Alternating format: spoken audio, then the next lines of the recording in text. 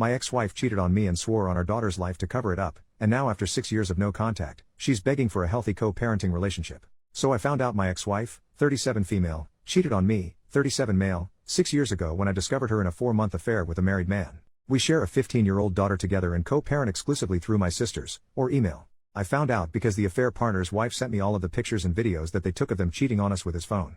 Some of the deal breakers for me was that she did a bunch of spicy acts with her affair partner that she would flat out refuse to do with me, saying that those acts were disgusting, and against her integrity as a woman. She literally told me her body, her rules.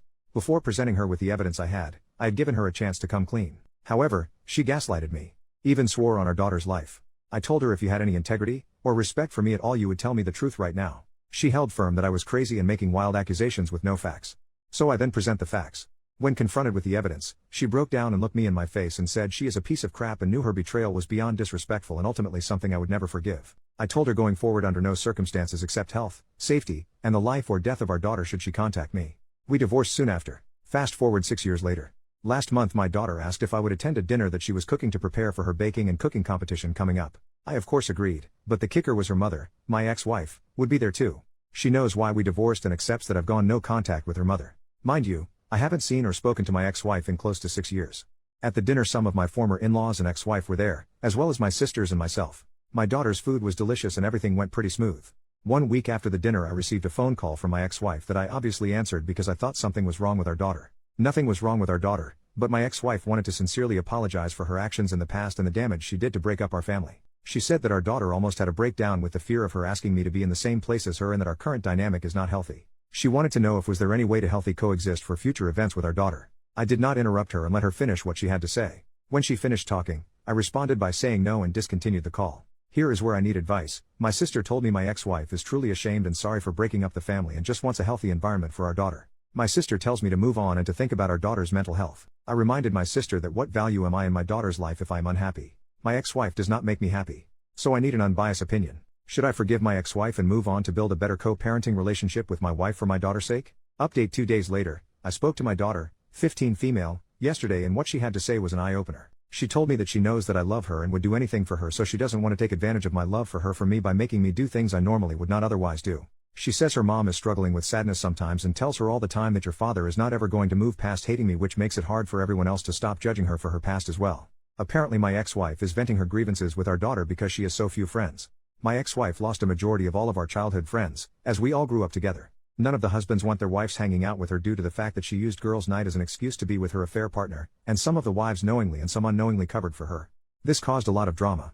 It is a common belief that some of the other wives were cheating as well, but no other proof can be found. Since my divorce with the ex, the other wives have essentially removed her from the group to save their marriages.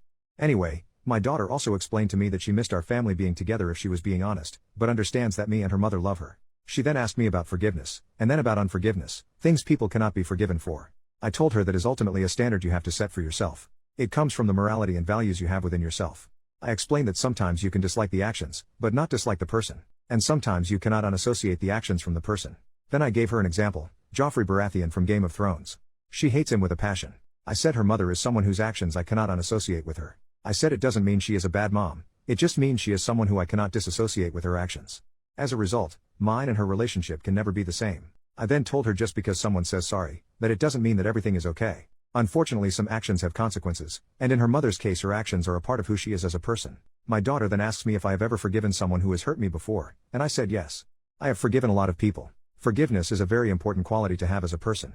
Ultimately, we had a very good conversation last night and said me and her mom will always be there for her when she has big life events. I will be talking to my ex-wife soon about her comments to our daughter. Second update 10 months later. So, after my last post I decided to schedule an appointment with 2 separate therapists who specializes in marriage and family counseling after divorce. I saw these 2 therapists over the course of 5 months. I did 5 sessions with each therapist, 1 woman and 1 male. In the sessions, I went over all my issues I dealt with my ex-wife and the current dynamics we have in place now. I showed both therapists my Reddit post and wanted truly 2 non-biased opinions from 2 professionals of the opposite sex. The advice they both gave me provided the contrast I needed to make necessary changes if any in my life. The first thing I did was invite my ex-wife to join me in 3 planned therapy consultations in which I would pay for. The goals were simple. First, create an avenue for my ex-wife to start speaking with a professional instead of our daughter about our issues. Second, give her closure, not forgiveness, but an opportunity to give her any answers she may need to recovery and be a better mother and person to our shared child. Lastly, build and commit to a plan that we will follow on how we will deal with parenting our daughter and behave at shared life events, and she actually accepted my offer. First session. The first session was all about sharing our point of view on the current state of our lives, and what we both want for our daughter.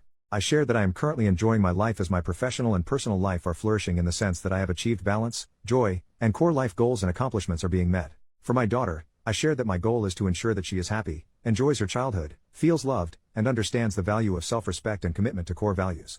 I always share with her that everyone loves to believe that they are exceptions to the rules, but sometimes following the rules are what makes a person exceptional.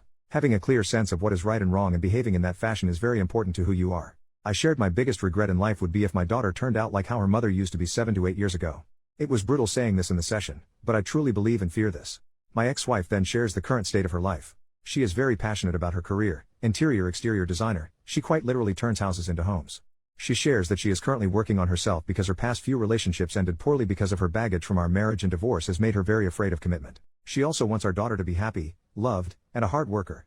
She responded to my comment about me being afraid of my daughter turning out like how she was 7 years ago. She said her pride was hurt by that comment, but years of therapy help her realize she must accept that her actions of the past have warranted that kind of comment from me. She said she knows our daughter does not want to be like her because our daughter has asked her many times besides cheating on dad, what is the real reason why he will never forgive you? She said people cheat and get divorced all the time and they are still friends. However, dad truly thinks you are a bad person, but a good mom. For years she thought I was poisoning our daughter against her, but quickly realized that was just her own guilt eating her away. The session ended quickly after that. Second session. This session my ex-wife asked a lot of questions. I mean a lot. Nevertheless, I answered all of them honestly and bluntly. The 3 main questions she asked were the following. 1.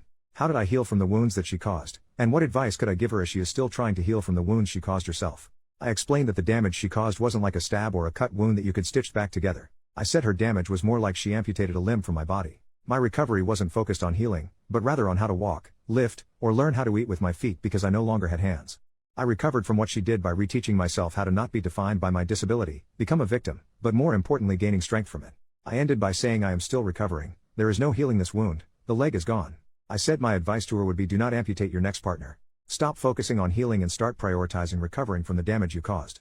Some things cannot be fixed, but they can sometimes be replaced, or provide life lesson on how to behave in the future. 2.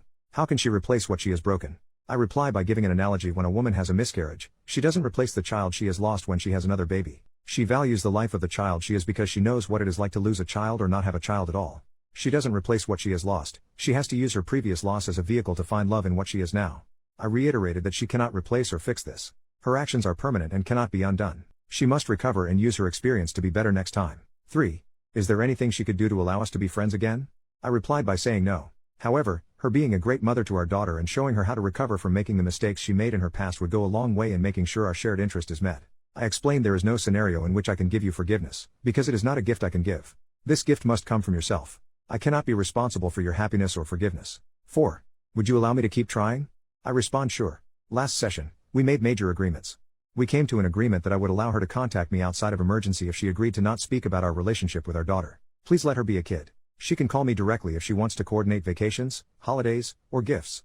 I will agree to do 1 counseling session a year with her until our daughter is married or graduates from college. The goal is the session is to build a stronger co-parent relationship and ensure we are not letting our past ruin share experiences with our daughter. Overall, it has been 3 months since our last session, and I believe that I did what was in the most important immediate need for our child, which was ensure she does not feel she is responsible for me and her mother's happiness when it comes to her life. She is back to being a now 16-year-old teenager, worrying about boys, clothes, and social status, which I am perfectly happy to deal with. As for my ex-wife, that is a whole other thread.